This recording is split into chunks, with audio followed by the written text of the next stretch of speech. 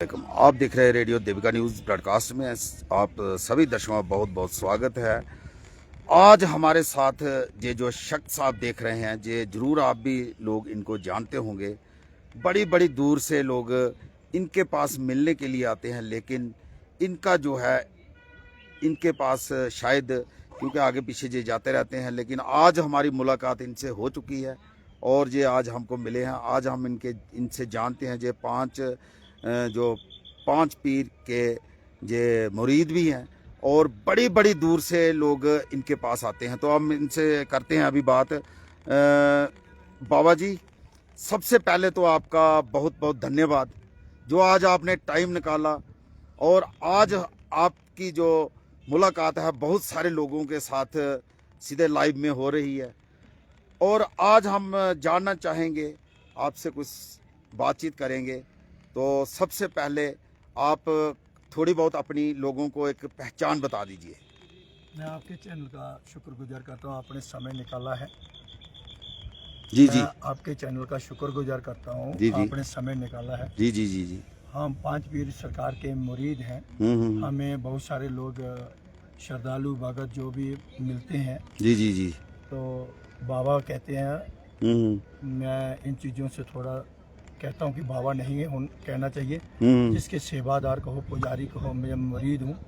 तो मैं मुरीद बनकर ही रहूँगा, मैं पीर बनकर नहीं रह सकता हूँ। कोई हमें पीर जैसे कहते हैं, पीर हैं, तो मैं इस चीज़ पे कहता हूँ कि मुझे जो बाबा बोलते हैं, मैं उन्हें कहता हूँ कि मुझे बाबा मत बोलो, मुझे सेवादार बोल दो, पूजा पाठी बोल दो। जी जी। और रही बात हमारी पांच पीरों के सरकार के दरबार में बहुत बड़ी दूर दूर से आते हैं और हम सरकार के दरबार में खड़े होते हैं तो हम पूछते हैं कि क्या परेशानी है।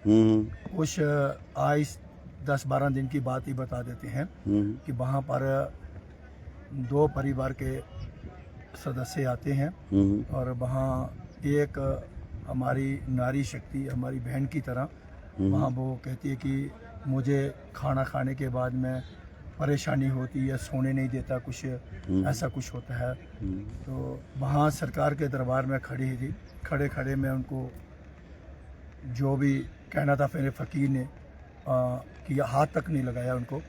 तो आज घर चल के हमारे फ़कीर के दरबार का जो पानी होता है, वहाँ जो हमारे जो फ़कीर के आज भी जो अस्त्र शस्त्र आशा बोलते हैं, ऐसे सोटा बोलते हैं, तो आज भी वहाँ निशानी है।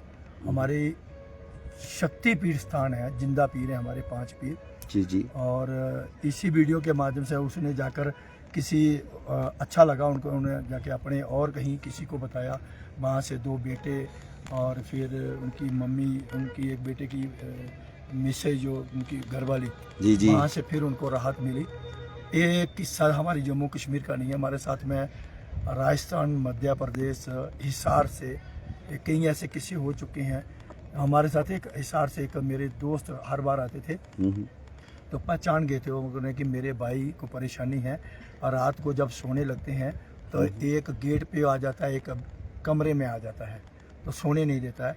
तो मैंने जहाँ से ही पीरों की कृपा से, कृपा पीरों की, रहमत पीरों की, हमारा कुछ नहीं होता है, जहाँ से ही फ़ोन पे ही उनको एक फांडा की है, जो भी है, मंत्र तंत्र नहीं मारते हैं हम, किसी का नाम नहीं लेते, किसी रब का नाम नहीं लेते, किसी हिंदू समाज का नहीं लेते, किसी मुसलमान समाज का नहीं लेते।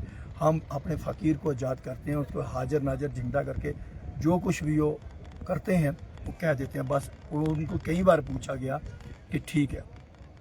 फिर रही बात, आपने एक वीडियो शायद किसी ने देखी हो मेरी, मैं एक वीडियो के माध्यम से बहुत पहाड़ पे चढ़ रहा था, वहाँ उनके घर में गए तो उनकी बेटी को भी ऐसे ही परेशानी थी। कहती कि मुझे कोई बंदा आता है, मारता है, पीटता है, जो भी मिल जाए उसी से पीटना चालू कर देता है। जी जी। तो उन्होंने बोला कि चेयर लेके आओ, चेयर लेके मेरे सामने बैठो। जब वो बताने लगे, मेरे फ़कीर ने हाजिरी लगाई और मेरे फ़कीर ने उनको ठीक किया। चलिए, बहुत बड़े बड़े पुराने किस्से होते हैं और उन किस्सों को दूर करने के लिए जो बीमारी समझो, जो शैतान चिपका होता है, कई सालों से चिपका होता है, एक बार करने से 2-4 बार, 5-7 बार आना पड़ता दरबार में। कटरा में एक चाय वाले थे, तो उन चाय वालों ने मेरा बहुत शुक्रगुजार किया। मैंने कहा मेरा मत करो, मेरी सरकार का करो। उन्होंने कहा कि आज तक कोई ऐसा धार्मिक स्थान नहीं मिला मुझे जिस धार्मिक स्थान में पूजा पाठी, सेवादार और जिस धार्मिक स्थान की इतनी ताकत हो। तो कहने लगे कभी मैं सोया नहीं था और आपके दरबार, वहाँ पीरों के दरबार में जाने के बाद में मुझे सोने की राहत मिली। फिर एक कटरा में एक और मैनेजर के पद पे बैठे हैं, होटल का नाम नहीं लेना हूँ, वहाँ वो कह रहे हैं कि मैं रोज का एक पत्ता खा जाता हूँ दवाई सोने वाली। तो मैंने कहा कमरा खाली है कोई, तो मुझे हंसने लगे। जब कमरा खाली पूछा तो मेरे हंसने लगे। तो मैंने उनको बेड पे बैठाया, उस कमरे में मैं सेटी पे बैठा। मैंने बोला क्या परेशानी है? 7वीं और 8वीं में पढ़ता था, तब मुझे बीमारी लगी थी, नींद नहीं पड़ती थी। अच्छा। तो मैंने बोला कोई बात नहीं। कहते शादी के बाद में मुझे और ज़्यादा परेशानी होने लगी। मैंने बोला कोई बात नहीं, मेरा फ़कीर सुन रहा है। अगर चाहा, मेरे फ़कीर ने, मेरे 5 पीर ने अगर चाहा तो ले। आज तक वो राजपूत जाति से हैं, आज तक वो मिलते हैं जहाँ, तो कहते हैं बहुत बहुत शुक्रगुजार करते हैं कि आपके पीर ने इतनी रहमत की है कि मुझे आज टेबलेट नहीं लेनी पड़ती है। और रही बात हमारी सरकार के, 5 पीर सरकार के दरबार में, वहाँ पूछा नहीं जाता कि तुम कौन से समाज से हो, कौन सी जाति या पाति से हो, वहाँ धर्म पूछा नहीं जाता, क्योंकि ये फ़कीर लोग हैं, ये कभी भी किसी से मतभेद नहीं करते। फकीरी बड़ी मुश्किल से मिलती है, और जो भी मिला है मुझे तमाम मेरे व्यूवर्स की ताकत से, और मुझे उस परमपिता परमेश्वर की कृपा, और मैं पीरों फ़कीरों को मेरे कुल का देवता है 5 पीर, मैं बहुत निष्ठावान होकर मानता हूँ। और कई लोगों ने हमें, मेरे यात्रियों ने भी बोला, कईयों भी बोले तेरे खड़े साथ में पीर खड़े हैं, तेरे बड़े बड़े पीर हैं। कई बार मैं पीर जो आपस में कहते हैं कि बड़ा पीर है, कोई बड़ा पीर, कई जगह पर चला जाता हूँ, वहाँ पर भी कहते हैं ये बड़े बड़े पाक पीर हैं, ऐसे पीरों की जागीर हम नहीं जगा सकते हैं। तो बहुत सारे ऐसे किस्से बहुत अच्छे तरीके से होते हैं और राहत मिलती है। पर हमें ढूंढने में बहुत लोग पूछते रहते हैं, पर मौका हमें कम मिलता घर जाने का, इसलिए काम जो भी करते हैं मेरी 5 पीर सरकार करती है। अच्छा बाबा जी, एक बात और भी है जी बहुत सारे लोग अभी जुड़ चुके हैं जो हमारे साथ है जी। और कई लोग ये भी सोचते हैं कि आजकल ज़्यादातर मतलब कि झूठ फरेब ज़्यादातर बहुत हो रहा है जी। ये भी चीज़ें देखी जा रही हैं। और कुछ लोग जो आपको अच्छे तरीके से जानते हैं क्योंकि आप ज़्यादातर जो है सोशल मीडिया पे एक्टिव रहते भी हो, जी जी जी। और कुछ लोग वो अपने आप में सोच रहे होंगे हम अगर वो आपसे अगर मिलना चाहें तो वो आपसे कैसे मिल सकते हैं, क्योंकि बहुत आजकल लोग ऐसे हैं कि वो समझते हैं कि शायद कोई हर कहीं जाके थोड़े दूर जाके कोई ऐसा शख्स मिल जाता है जिसको कोई ना कोई प्रॉब्लम होती है, तो वो चाहता है कि कोई ऐसा कोई पीर फकीर कोई आदमी मिल जाए कोई जिससे हम थोड़ा बहुत कुछ इलाज वगैरह करवा सकें। मैं सबसे पहले आपकी एक बात का जवाब देता हूँ कि वहाँ पीरों के दरबार में ये नहीं कहा जाता जहाँ इतने पैसे चढ़ाओ, इतना कुछ लेके आओ, किसी से कोई डिमांड नहीं रखी जाती। और एक अखनूर से आए थे, उन्होंने ये साफ बात में कहा था कि पहला दरबार देखा है जिस दरबार में कोई पैसा नहीं मांगते हैं, जिस दरबार में किसी की भी इच्छा नहीं रखते हैं, और इस दरबार में आके मुझे पहली बार ही ऐसी संतुष्टि मिली है और मैं बहुत अच्छा राहत पाई है इस बीमारी से, मतलब जो बीमारी होती है किस्म की ये भी। और उन्होंने कहा कि एक जगह मैं लगातार 1 साल तक जाता रहा, 1 लाख रुपया कम से कम खर्च कर दिया, वहाँ से मुझे कोई भी फर्क नहीं पड़ा। और रही बात आप कह रहे हैं, पूछ रहे हैं मुझे लोग कुछ मिलना चाहते हैं, देखिए मेरी सरकार की रहमत होती है कब मिलना है, और सरकार कहती है। मुझे कई बार फ़ोन ऐसे आते हैं, गाड़ी चलाता रहता हूँ तो गाड़ी चलाते मैं ऑनलाइन फांडा नहीं करता हूँ, जब अकेले में रहता हूँ गाड़ी में बैठता हूँ, किसी का भला अगर सरकार करती है तो वो सरकार करती है, वो मैं नहीं करता हूँ। सरकार आती है हमारे अंदर, इंटर प्रवेश करती है वो, और सरकार काम करती है। मुझे इस चीज़ पे घमंड नहीं होना चाहिए कि मैं नहीं काम कर सकता हूँ। मैं इन व्यूवर्स को कहता हूँ मेरी औकात सरकार बनाती है, और मेरी औकात तो बिना सरकार के जितनी जूते होते हैं लोगों के नीचे, उसके नीचे नीचे खाक होती है, उसके बराबर ऐसे हमारी औकात होती है। पर सरकार हमारी इतनी ताकत बनाती है, जो 5 पीर सरकार है, सामने वाले जो बूथ जिसके बीच में होता है, वो बैठने के बाद में जब हमारी सरकार आती है कई मील दूर हो जाते हैं। सरकार की ताकत है, मिलना चाहे कोई तो नंबर आपके मीडिया के माध्यम से हम दे सकते हैं। हमें कोशिश ये नहीं है, हमें लालच भी नहीं है कि हर रोज दरबार में हमारे में मेला लगा रहे, क्योंकि सरकार है वो 5 पीरों की।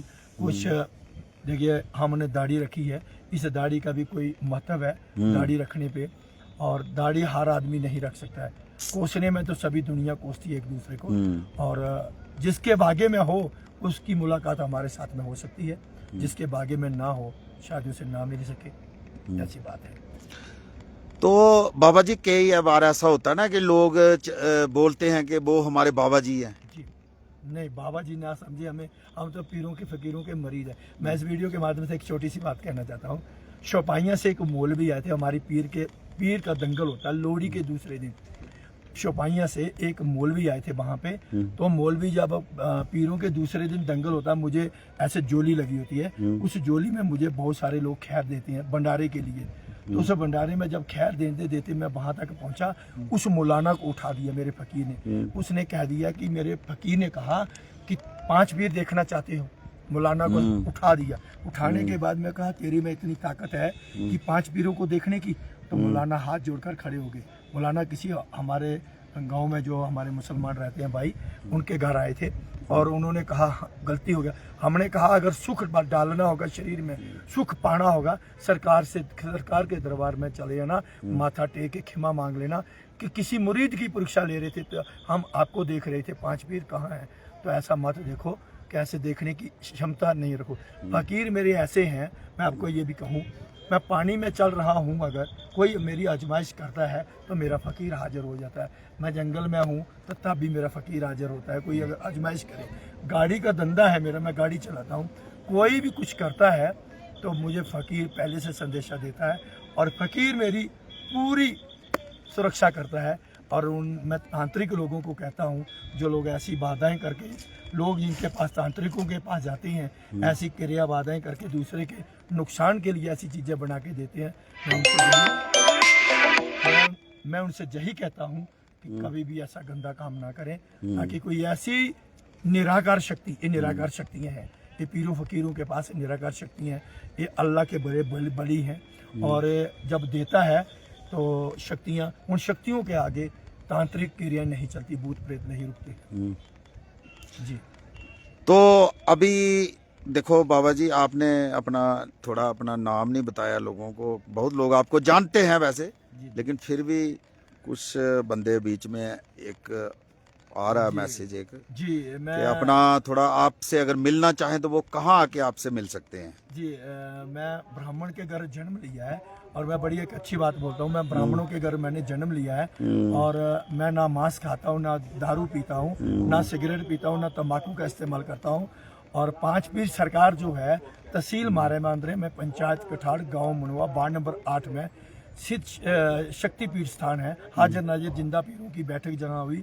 कुल के किसी न किसी हमारे सदस्य ने कई सदियों पहले उन्होंने बातचीत की है फकीर के साथ में। और भैंस जब सूई नहीं थी तो उन्होंने दूध मांगा था, घर से दूध नहीं था तो भैंस के ऊपर ऐसे उन्होंने हाथ रखा, नीचे से दूध बहता रहा।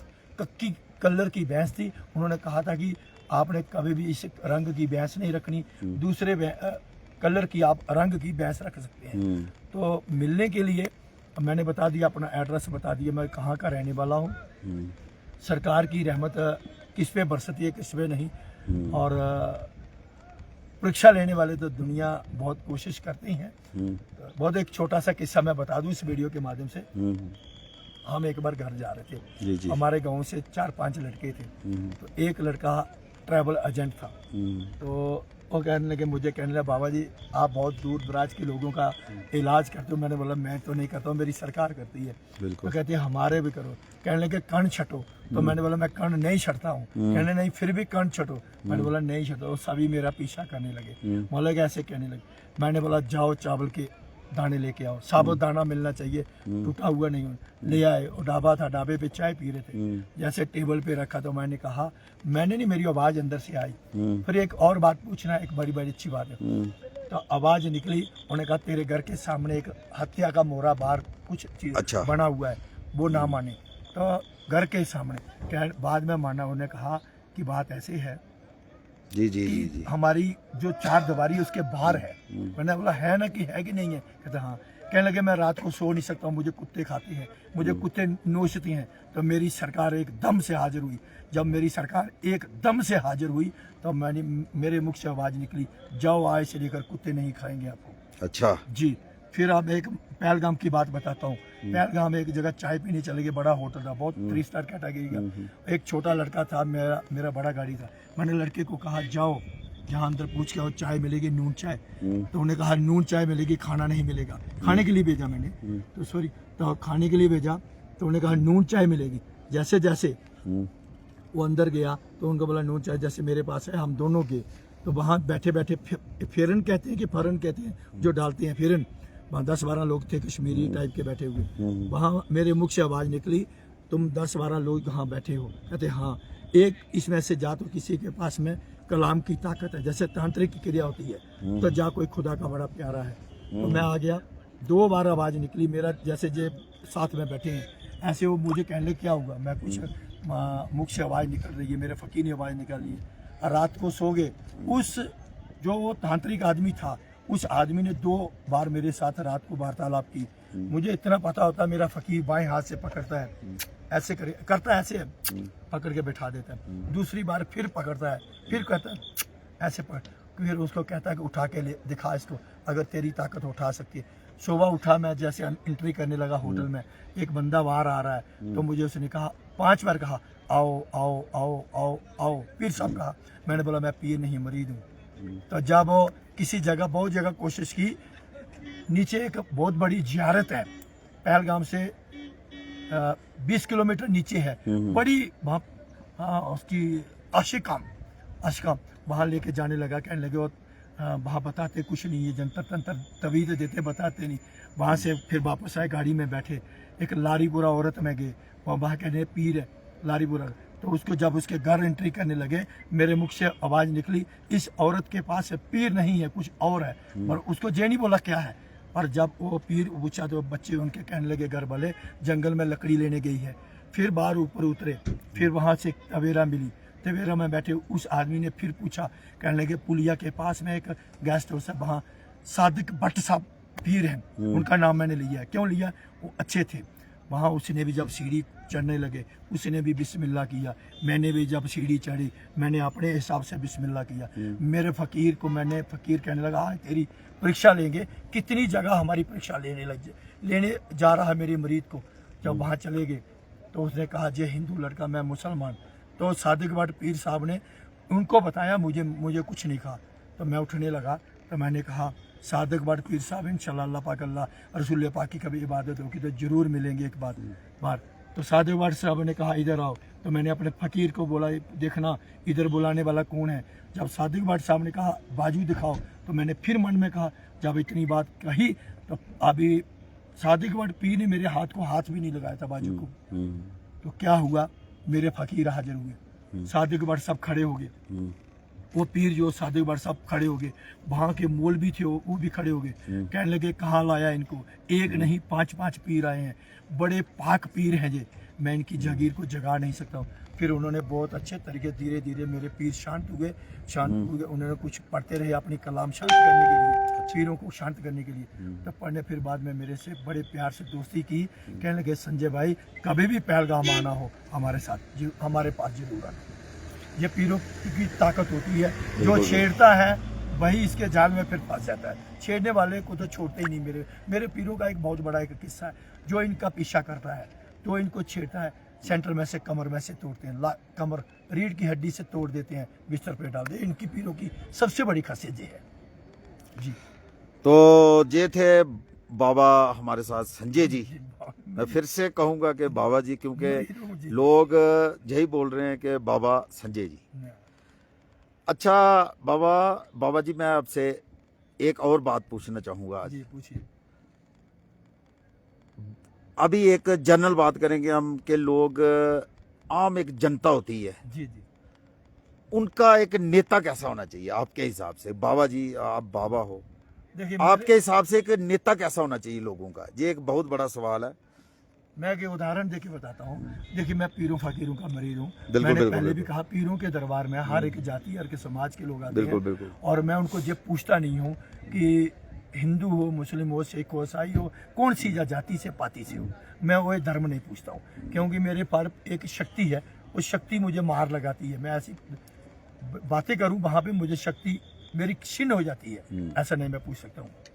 इसी नहीं, तरह मैं इसी बाबा तरह- जी इसलिए पूछ रहा हूँ क्योंकि एक मेरे को मैसेज आ रहा है बाहर से, जी उसने यही क्वेश्चन पूछा है, वो मेरे से नहीं आपसे पूछा है जी बोलिए। कि एक हमारा एक नेता कैसा होना चाहिए। वो अपनी भाषा में बात कर रहा है, तो मैंने देखा यहाँ देखिए, पे, मैं तो यही इसलिए तो- मैं पूछ रहा हूँ देखिए, आपको। मैं यही तो कर रहा हूँ कि नेता मेरा सवाल नहीं, ये पब्लिक का है। नेता एक ऐसा होना चाहिए जो जनता को, अगर उस जो नेता की जो प्रजा होती है, जहाँ से विधायक जो चुनाव लड़ते हैं, उनकी जो उस एरिया की जो प्रजा होती है, उनका जो परिवार होता है, नेता को अपना परिवार होता है, जितना भी जो होता है नेता का पूरा परिवार, उसको अगर परिवार नहीं समझते तो उनको अपना परिवार समझो। उनका परिवार किसी भी दुख से पीड़ित है, कोई परेशानी कारण है, तो नेता को सबसे पहले पहुंचना चाहिए। वो नेता सबसे सर्वश्रेष्ठ होता है और सबसे अच्छा नेता होता है। जो नेता तमाशा बनाने के बाद में उनके बीच में जाके सहारा देके खड़े होते हैं, वो नेता नहीं होते हैं, वो तो तमाशा बनाते हैं। वो उनको हम नेता नहीं बोलते हैं। लोकप्रिय नेता वही है, छोटा सा विवाद, छोटी सी परेशानी, किसी भी कारण से अगर उनको पता चल जाता है, चाहे कोई भी वोट दिया हो या नहीं दिया हो, नेता उनके पक्ष में जो खड़ा हो जाता है, बस उसको कहते हैं नेता है। वो रब का आदमी होता है और रब की से डरने वाला, रब की इबादत, रब की पूजा करने वाले, वो होते हैं नेता अच्छे। अच्छा, अगर बाबा जी आपसे ही पूछा जाए सवाल, जी आपसे ही शुरू करते हैं जी, आपको क्या लगता है, अगर जम्मू कश्मीर की बात करें तो जो बढ़िया आपको नेता कौन कौन सा लगा आपके हिसाब से?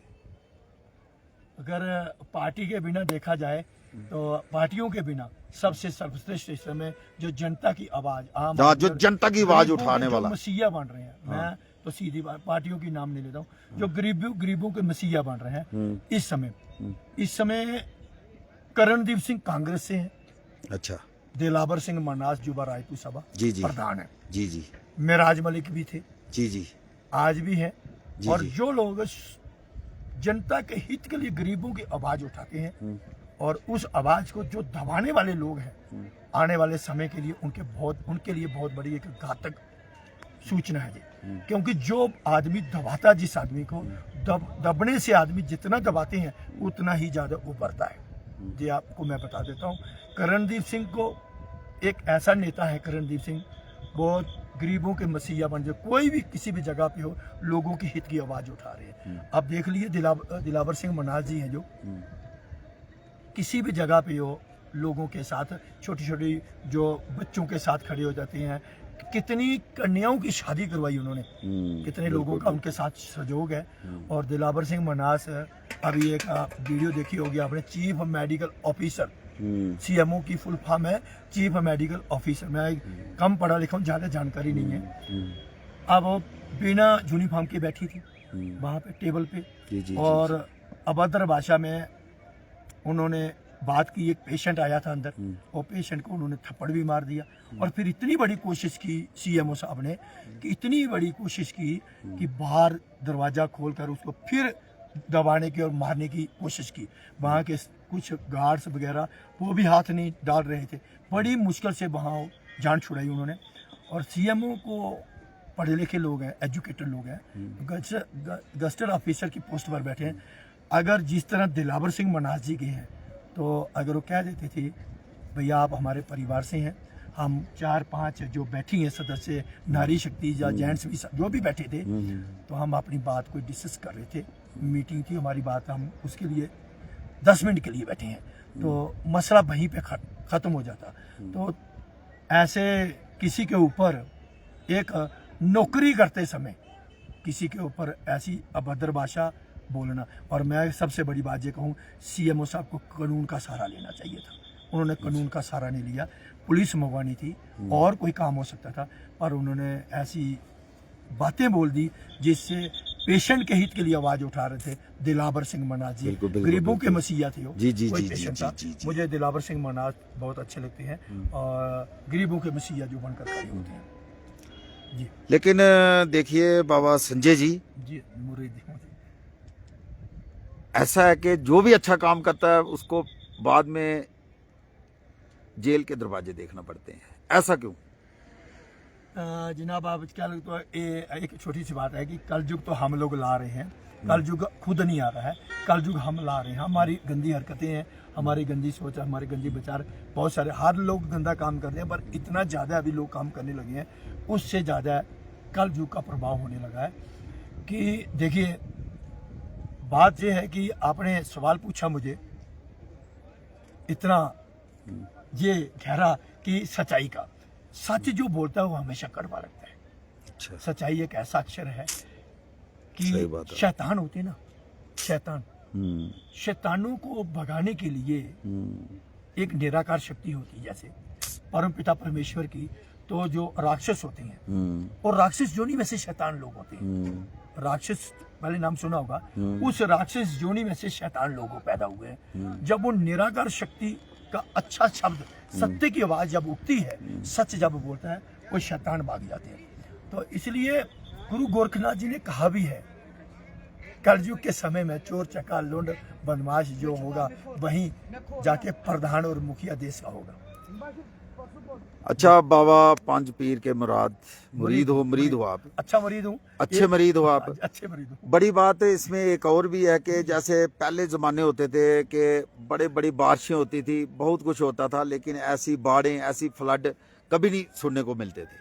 लेकिन आज आप देखिए हर जगह पे सुनने को मिल रहा है, जहाँ पे बाढ़ आ गई, इतने लोग बाढ़ की चपेट में आ गए। तो ऐसा हो रहा है, इसका आपको क्या लगता है कि आगे मतलब क्या हो सकता है?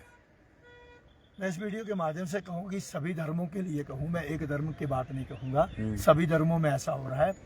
और मुझे एक पीर साहब ने कहा था, मैं सबसे बड़ी एक पहले बात बोलूँ, मुझे एक पीर साहब ने कहा था कि संजय जी जुम्मा वाले दिन मस्जिद में मत चले जाना। तो मैंने कहा क्यों जी? कहने लगे जुम्मा वाले मस्जिद के दिन में वहाँ नमाज पढ़ी जाएगी, वहाँ हजारों की तादाद में, या सैकड़ों की तादाद में लोग होंगे, उसमें अगर 1000 लोग होंगे तो 200 आदमी बहुत पाक होगा, पवित्र होगा, और बाकी ऐसे ही होंगे। ये बात उनकी मुझे बहुत आज भी चुभती है। इसी तरह मंदिर में जब लोग जाते हैं, तो जैसे मैं उदाहरण देता हूँ, शिवलिंग पे हम जल चढ़ाते हैं, बुरा लगे किसी को, सत्य की आवाज है, बुरा लगे किसी को तो बेशक लगे, शिवलिंग पे जब भी जल चढ़ाया जाता है तो बिना स्टिचिंग किए हुए कपड़ा चाहिए शरीर पे। तो हम जाते हैं किसी भी मंदिर में जाकर पैंट शर्ट में ही जल चढ़ा देते हैं, और फिर वहाँ मंदिर में जाते हैं, जाते समय भी घंटे में जाते हैं, आते समय भी घंटे में जाते हैं। दवनी जो होती है भगवान को जगाने के लिए, किसी भी तरीके से सोचो आप। और हम अपने सनातन को खुद कमजोर कर रहे हैं, धर्म को। क्यों? जिस तरह बड़े बड़े धार्मिक स्थानों पे जाते हैं, तो वहाँ पे कुछ लोग इधर ही इसी जगह पे जो खड़े हैं, रात को दारू पी रहे हैं, सुबह दर्शन करने जा रहे हैं। अभी आज सावन का महीना है, सावन के महीने में क्या है कि वहाँ मांस मंत्रा नहीं खाया जाता, बड़ा पवित्र महीना है ये, धार्मिक धर्म वाला महीना। बिल्कुल बिल्कुल बिल्कुल। क्या सावन के महीने में हम लोग छोड़ सकते हैं? तो फिर 11 महीने और क्यों नहीं छोड़ सकते हैं? आप जिस भी धार्मिक स्थान पर चले जाओ, वहाँ जाकर धर्म की रक्षा छोड़ो, पूजा ही अच्छी तरीके से नहीं हो रही है। रक्षा की बात तो अलग है, धर्म की पूजा अच्छी नहीं हो रही है। क्यों? रात के लगे हुए बस्तर सुबह दूसरे चेंज नहीं कर रहे हैं, मंदिर में चले जा रहे हैं, और मुंह में पान डाला हुआ, मुंह में चुरकी डली हुई है, कोई रोक नहीं रहा है, सर पे कपड़ा नहीं है, नंगे सिरे जा रहे हैं, और वीडियो सेल्फी वहाँ चल रही है, सभी को अंदर भी जा रहे हैं। वहाँ के महाराज संत मना कर रहे हैं, और हमारे लोगों की, और सबसे बड़ी बात यह है, सुबह 4 बजे से लेकर 5 बजे के ब्रह्म मुहूर्त के बीच में जो उठकर पहाड़ पूजा कर लेता है, आज के समय में हजारों में से 10 आदमी, 100 आदमी, मान लो 100 आदमी उठता होगा, सुबह ब्रह्म मुहूर्त में नहा धोकर पहाड़ पूजा करता होगा। बाकी उन 900 लोगों की वजह से आज ये विपत्तियां देखने को मिल रही हैं। और तो छोड़ो, जिन लोगों को, उन 10 या 100 लोगों की वजह से, ये बड़े बड़े ऋषि मुनि जो होते हैं, तो उनकी वजह से आज ये धरती खड़ी है। ये लोग मांस मंत्रा जो खाते हैं, मैं बताऊं आपको, जो आज टिप्पणी लोग करते हैं, इसको मार दिया, उसको मार के खा रहे हैं। पहले ऋषि मुनियों में ताकत होती थी, बड़े बड़े मौलाना होते थे, उनमें ताकत होती थी, उसको मार के खाते थे, और फिर हड्डियां ऐसे छोड़ते थे, उसको जिंदा कर देते थे, उसमें दोबारा जीव आत्मा डालते थे, उनमें शक्तियां थी। इतनी उन्होंने भक्ति की थी, तब किए थे। आज वो लोग मारने वाले हैं, एक मुर्गा मारते हैं, उसको खा जाते हैं, उनसे मुर्गा जिंदा नहीं हो सकता है। आपने भी सुना होगा। और पहले लोग ऐसे थे, तभी वो मारते थे और खाते थे, जिंदा भी करते थे। ये अभी आज के लोग हैं, खाली देख रहे हैं, शिव सूटा पी रहे हैं, काली माता नाच रही है। अरे कहाँ देखा है? ये जो विवाद बन रहे हैं इनकी गलत चक्रों से बन रहा है। अभी हमारी नारी शक्ति की एक बात है, बड़ी अच्छी बात है। धार्मिक स्थान पर जाना हो तो नारी शक्ति से थोड़ा धार्मिक स्थान से दूर रहना चाहिए। क्यों? बुजुर्ग हमारे, मैंने देखा हुआ है खुद, जब हमारी नारी शक्ति महीने में 5 दिन के लिए, जब वो क्या बोलते हैं उनको, मंथली आती हैं, मंथली कहूँगा मैं, जितनी मुझे जानकारी है, उनके बर्तन भी अलग होते थे। उनको जहाँ किचन होती थी वहाँ नहीं आने देते थे। और उनके 6ठे दिन या 7वें दिन, उनको 5वें दिन समझ लो, जिस तरह के लिए सांप अच्छे हुए तो उनको गंगा जल दिया जाता था, छिड़का जाता था, फिर उनको पवित्र किया जाता, फिर रसोई में आके खाना बनाती थी। आज कौन ऐसा कर रहा है? आज मंदिर में चले जा रहे हैं, कौन पूछ रहा है उनको? इससे अच्छा आज भी मुझे मस्जिद अच्छी लगती है। मस्जिद वाली जगह पे, दरगाह पे जाके नारी शक्ति को अंदर नहीं जाने देते हैं, वहाँ टच नहीं होने देते। वहाँ की जो शक्तियाँ हैं भ्रष्ट हो जाती हैं, वहाँ की शक्तियाँ बहुत नाराज होती हैं। गंदा आदमी अगर उसको हाथ लगा दे, तो हमारे सनातन में कहते हैं कि ऐसी मंथली आई हुई नारी शक्ति जो हमारी माँ बहन बेटियाँ हैं, कभी अचार को हाथ लगा दे, कभी देसी घी को लगा दे, कभी गंगा जल को लगा दे, तो कहते हैं खराब हो जाता है। अगर ये चीज़ें खराब हो सकती हैं, इतनी शक्ति है जिसमें, और देसी घी में कितनी ताकत है पता आपको? देसी घी आपने देखा होगा, शमशान घाट में अर्थी जब चिता के ऊपर छोड़ी जाती है तो उस पार्थिव शरीर में देसी घी डाला जाता है। पार्थिव शरीर में देसी घी डाला जाता है मुंह में। क्यों डाला जाता है पता है आपको? इसलिए डाला जाता है कि उस पार्थिव शरीर को पवित्र कर देता है। इतना पवित्र देसी घी होता है। पर कई मेरे जैसे लोग कहते हैं कि जीवित रहते हुए इसको तो कभी खाने के लिए नहीं पूछा, मरने के बाद में इसके ऊपर घी डाल रही हो। घी इसलिए डाला जाता है देसी, मैंने आपको बताया, कि उसके पार्थिव शरीर पर उसको पवित्र किया जाता है। और बहुत अलग अलग महत्व है हर एक चीज़ का। और अच्छा जितना करोगे, जितनी पाठ पूजा करोगे, कुल देवी की करो, कुल देवता की करो, जिसकी मर्जी भगवान की करो, किसी एक की करो, अनेकों की मत करो। अनेकों की करने से फायदा नहीं है, एक की करो। जी जी जी। अच्छा जी, धन्यवाद। तो ये थे 5 पीर के मुरीद बाबा संजय जी, जो कि आज जो है आप लोगों ने इनसे मुलाकात की और इन्होंने जो है अपनी जितनी भी जो थी वो जानकारी दी। और अगर आप बाबा जी से मिलना चाहते हो तो वो इन्होंने आपको जो है पूरा अपना एड्रेस जो है वो बता दिया है। तो इनसे आप एक बार ज़रूर मिलें, चाहे कोई भी जानकारी हो, कोई भी समस्या हो, किसी भी तरीके का कोई प्रॉब्लम हो, तो आप इन बाबा संजय जी से, जो 5 पीर के मुरीद हैं, इनसे आप एक बार ज़रूर मिलिए। तो इस वीडियो को आप ज़्यादा से ज़्यादा शेयर ज़रूर कीजिए, ताकि जो जितनी भी जे इन्होंने अपनी जानकारी दी है, जे हर एक तक ये जानकारी पहुँचे, और किसी को कोई कष्ट या कोई रोग हो तो वो ज़रूर इनसे आके मिले। कोई भी प्रॉब्लम हो तो इन बाबा जो 5 पीर के मुरीद हैं, इनसे आप ज़रूर एक बार मिलिए। तो मैं फिर से कहूँगा कि ये वीडियो हर एक तक ज़रूर पहुँचाइए, ताकि हर एक का जो किसी को प्रॉब्लम हो तो वो उसका जो है सॉल्व हो सके। तो फिलहाल इसी के साथ आप मुझे इजाज़त दीजिए, और आप देखते रहिए रेडियो देविका न्यूज़ ब्रॉडकास्ट।